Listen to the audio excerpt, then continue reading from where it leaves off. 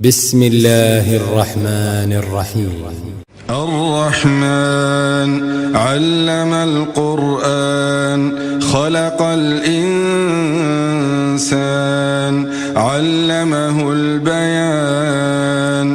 الشمس والقمر بحسبان والنجم والشجر يسجدان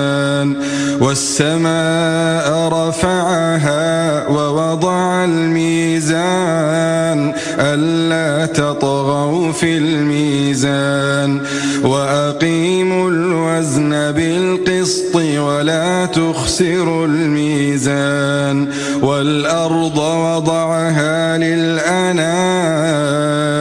فيها فاكهة والنخل ذات الأكمام والحب ذو العصف والريحان فبأي آلاء ربكما تكذبان خلق الإنسان من صلصال كالفخار وخلق الجان من مارج من نار فبأي آلاء ربكما تكذبان رب المشرقين ورب المغربين فبأي آلاء ربكما تكذبان مرج البحرين يلتقيان بينهما برزخ لا يبغيان فبأي آلاء ربكما تكذبان يخرج منهما اللؤلؤ والمرجان فبأي آلاء ربكما تكذبان وله الجوار المنشآت في البحر كالأعلام فبأي آلاء ربكما تكذبان كل من عليها فان كل من عليها فان ويبقى وجه ربك ذو الجلال والإكرام فبأي آلاء ربكما تكذبان كل من عليها فان ويبقى وجه ربك ذو الجلال والإكرام فبأي آلاء ربكما تكذبان يسأله من في السماوات والأرض كل يوم هو في شأن فبأي آلاء ربكما تكذبان سنفرغ لكم أيها الثقلان فبأي آلاء ربكما تكذبان يا معشر الجن والإنس إن استطعتم أن تنفذوا من أقطار السماوات والأرض فانفذوا لا تنفذون إلا بسلطان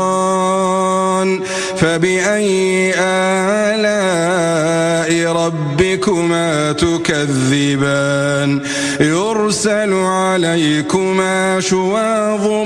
من نار ونحاس ناس فلا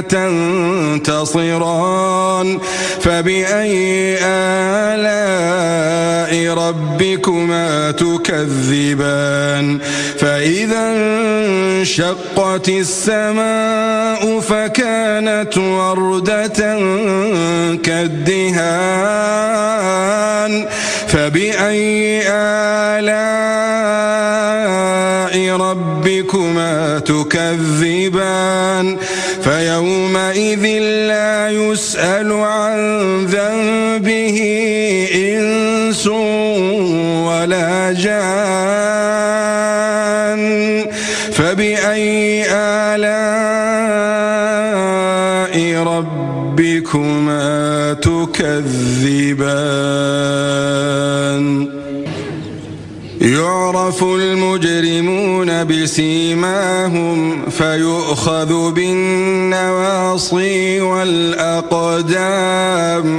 فبأي آلاء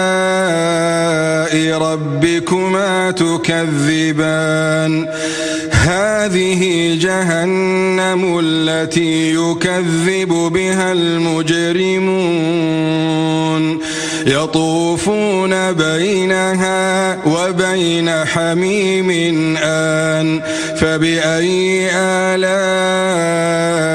ربكما تكذبان ولمن خاف مقام ربه جنتان